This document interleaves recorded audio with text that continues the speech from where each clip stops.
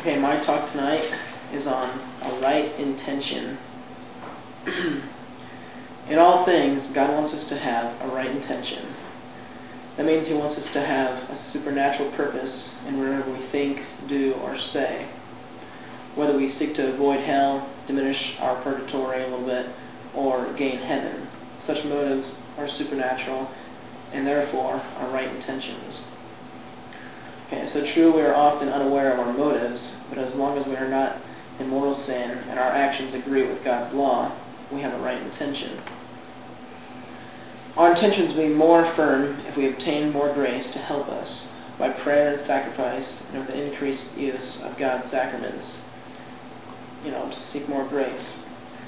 And it's not always good enough to make good intentions in the morning, or we also have to recall and renew them during the day, just so you get used to them. The more you do them, the better. It doesn't hurt or anything. Right intention, however, may have different degrees of perfection.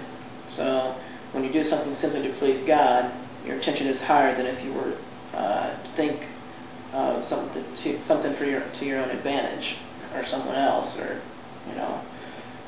still, whatever be the degree of our right intention, it always seeks to fulfill God's will, and it always brings us a greater good than any intention which seeks only your earthly welfare.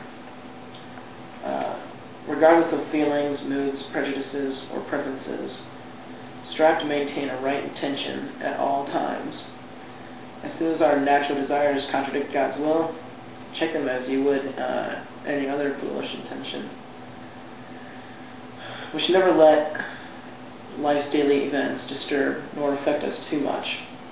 Seek to know God's will and to accept it in all things. A person's intention tends to become dim as he proceeds through his daily occupations. So gradually he is influenced more by pleasure and self-satisfaction. So we should always renew our pure intention at different times during the day, like I said before. Offer God each activity and avoid anything which may lead us into sin. And this sort of goes along with trying to keep good intentions as much as possible. Resolution. When we break our resolution, begin again. This is far better than abandoning the whole thing altogether, or like praying when you get distracted. I think I gave a talk on that or something, or I mentioned that before. It's, even if you're getting distracted, it's always better just to pray the whole thing through, even if you're distracted. That's what God wants you to do. It's better, obviously, if you're in silence or in church or something, but the devil doesn't want you to do it at all. So it's always better to see it all the way through.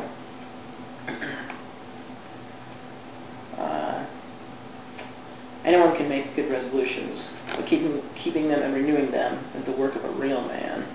And if we fail at keeping our intention, renew it, and begin again. For God judges us more by our efforts than failures. One who truly loves God hates everything which holds him back from Him. Recalling our heavenly goal from time to time is always helpful as well, just thinking of the glory of heaven and what we have ahead of us. Let there be nothing great, nothing high, nothing pleasant, nothing acceptable to us.